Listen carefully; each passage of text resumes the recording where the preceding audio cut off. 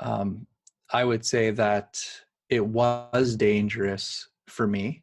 I believe that when you start to get out of the body, get into the dimensional worlds, it's almost like you're noticed. It's like it's just like I could see the mask in the background. They live. They say, um, that one can see. And it's like once you are out, suddenly you become this type of target, I would say. Now they can see you. Um, I felt like when I started to leave my body, I was getting attacked, I would say, for about 5 years straight, where I would wake up at night and there would be a being or an entity, you would call it, and it would be trying to pull me out of my body, it would be trying to push inside my body. Um, all these weird things. It felt like they were hurting me or suffocating me or just really trying to scare me. And I've heard this a lot with people. When people first start to enter into these new worlds, the first thing that happens is they just get attacked or something very bad happens to them. And then you say, well, do you want to try that again? And they Mhm. go, hell no. I am never, ever going to put my foot in that world again because, um, there's a lot of fear and a lot of potential danger. And this is why we really have to be careful with the messages that we receive. And I know there's a lot of channelers out there. I know there's a lot of information coming out, let's say from ascended masters or archangels, and people really, really believe this stuff. We don't know the actual dangers that lie in connecting to that type of being or information because we don't really know these agendas. We don't understand the reason for this. And um, the only thing that I could see is it's like these beings can cast a net. So the only way I could describe it, um, it's like they could take some information, they can give it to somebody, and then through that person, if that information resonates with somebody and they start to go down that road of the same information, it's like that entity can now attach to them as well. So it's like it's almost like a thought virus, Mhm. and you can see this a lot with cults. You can see this a lot with religious sects. That it's just they're brainwashed, and it's extremely hard to get them out of that brainwashing cycle. Um, it's because they're basically entrained by this seed idea that maybe this dimensional being has seeded within them that's swaying their consciousness in a certain type of way that you can't really sway them back. And I know that I believe that, let's say, like the astral realm is this space in between. Let's just call it a neutral zone.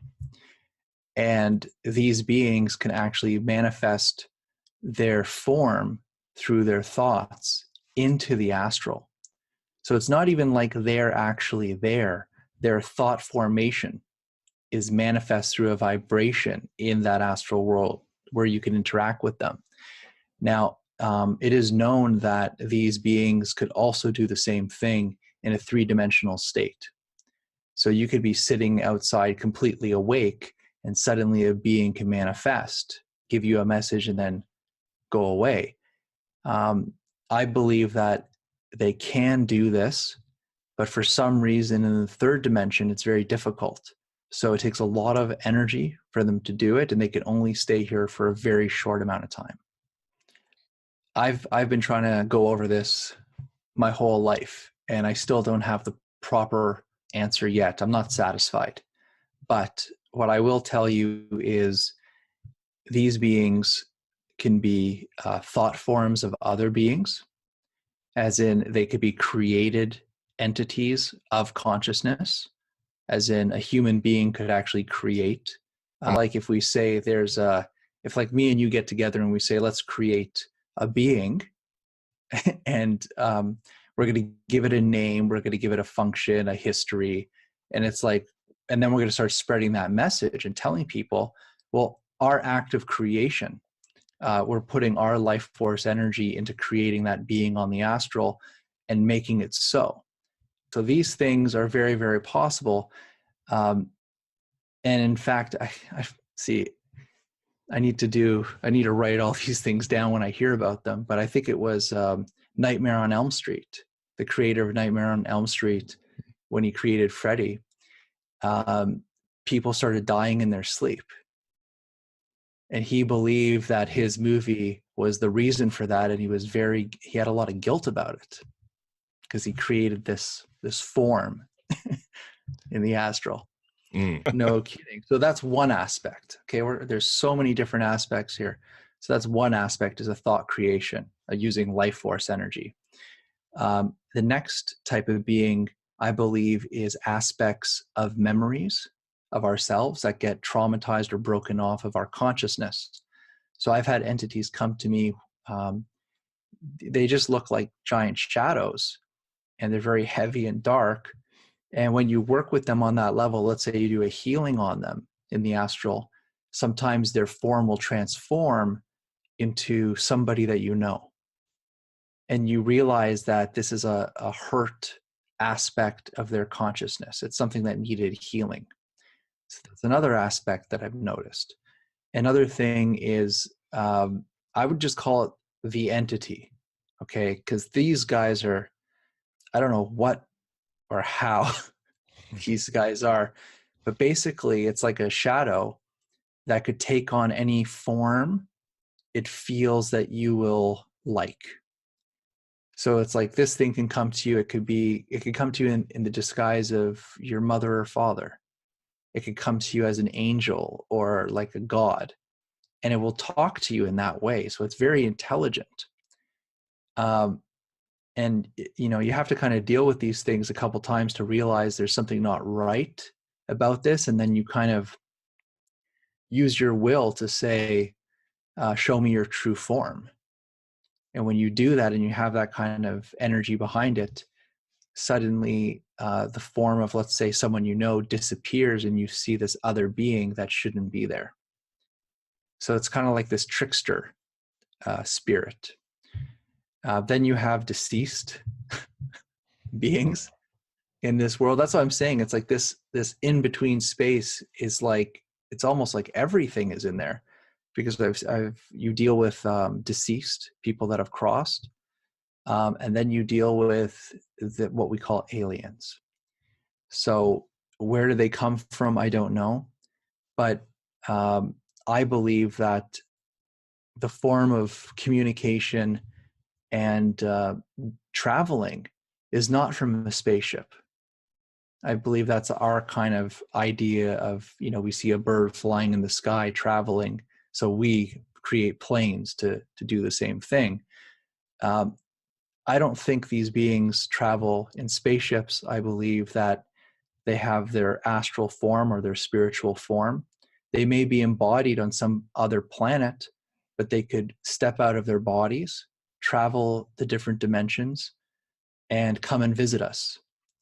So I've had interactions with beings that would be considered alien, like I've seen greys, I've seen mantids, I've seen what we would call reptilians, and all different types of beings. But it was always in that out-of-body experience state, in another dimension. It was never physical. I would say most of the entities, you do have a fear. And I think that's just a survival mechanism we all have. So I would say for the first 5-10 years when this would happen to me, the first sensation I would feel is absolute fear, because you're never really ready for it. You're always asleep, you're sleeping in bed, and suddenly you feel something in your room, and you kind of wake up. You don't wake up in the physical sense, you wake up in that dimensional sense, where now you're aware of this other dimension, and you can see and hear and interact with that being, whatever that being is. Usually when it's a good being, there's a type of warmth It's the only way I could describe it. It's like this warm honey. It's like, or some magical drug. It's just, you just feel this warmth go through your body, and you feel very good, and you feel this kind of overwhelming sense of love. And I've experienced this with many different beings, and I find it very strange, because you hear a lot of channelers, they get like pages and pages of information about, here's the message. I'm coming here to deliver a message to you. With me, that was like maybe 1% of contact experience was a message. Everything else was just kind of a presence. It was almost like you're just hanging out with some other being, and they're radiating that love to you, or they're trying to mess with you. There was no messages, really. It was just experiencing that. And a lot of the times it was very neutral. And I would say that with the alien type beings is extremely neutral. So it's like I felt nothing when I came in contact with a gray. Like I felt nothing. When I came in contact with a praying mantis, the sense I got was confusement. Like this being was confused about me. It was like trying to figure something out about me. It was just, that's what I felt with the mantid beings. Some people have very positive experience with mantids, and some people have very negative experience with mantids. Now with the reptilians, I've come in contact with, I would say, many different species of it. It's not just one type. And some of them are very neutral. Like I say, you don't feel a thing with them. Some of them are, the only way I could describe it is a bone chilling. Like literally you feel cold air going through your bones. It's not a good feeling. And sometimes you could even smell them. So it's not I don't even want to say it's a physical smell, but sometimes it's like, it smells like rotting garbage. It's the only way I can describe that. And then there's also reptilians that for some reason, huge amount of sexual energy, like just huge amount of sexual energy, and almost like you have this violent feeling about them. So I could definitely feel different emotions from reptilians, where like the grays and the mantids, it's almost like nothing. I don't really feel anything. If this, we are in a sense this type of multidimensional being having a physical experience, and the actual body itself, the vessel, we would call it, the vessel is the portal or gateway to these other worlds that tap your spirit or your consciousness awareness into the physical reality. So many people describe the body as the sarcophagus, the tomb. It's our meat sack. It's our car that we navigate this world. But many mystics were able to lower their brain waves, lower their breathing, and switch out basically of this dimension. And many cultures today still use plant medicines to change the chemistry of the brain that will just alter the awareness outside of this physical world where you can have those experiences. And I think it was the experiments with DMT under medical supervision. I think it was Rick Stratzman for the spirit molecule.